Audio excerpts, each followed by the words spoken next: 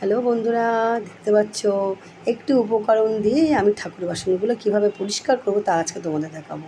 এই যে ঘরে আমার এই নুনটাই ছিল, আমি তোমাদেরকে নিলাম আর তোমাদেরকে দেখাচ্ছি। আর একটা উপকরণ, সেই উপকরণটাই হলো এই যে জিনিসটা দেখতে পাচ্ছ, আমার ঘরে রেখে দিয়েছিলাম, এটা পচে গেছে, না নষ্ট হওয়ার মুখেই আমি এইটাকে নিলাম। তোমরা পারলে ভালো লেবুও নিতে পারো, তোমাদেরকে দেখাই।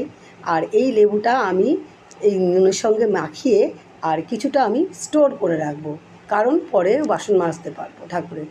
আর তোমরাই দেখছো যে কিভাবে আমি এই ঠাকুরের বাসনগুলো পরিষ্কার করবো।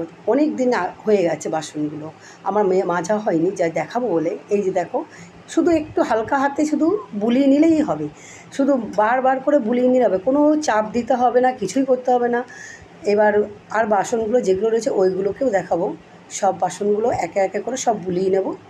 এটা একটা বাটি, আর এটা একটা ছোটো ঠাকুরের গ্লাস, আর এটা থালা ঠাকুরের, দেখতে পাচ্ছ। তারপরে বুলিয়ে রেখে দেবো। আর এটা অনেক দিন হয়ে গেছিলো, আজকে তোমাদের দেখাবো বলে আমি বিশেষ করে এটাকে নিলাম, যে দেখাই, তোমরা নাহলে বিশ্বাস করবে কিনা।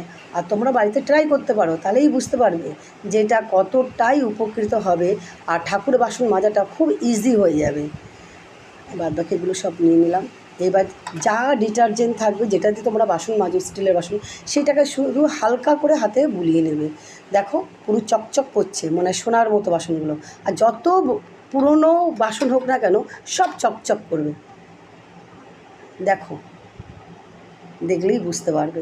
আর বন্ধুরা, ভিডিওটা ভালো লাগলে একটু লাইক তো চাই, কমেন্ট করে জানাবেন ব্যবহার করে কী উপকৃত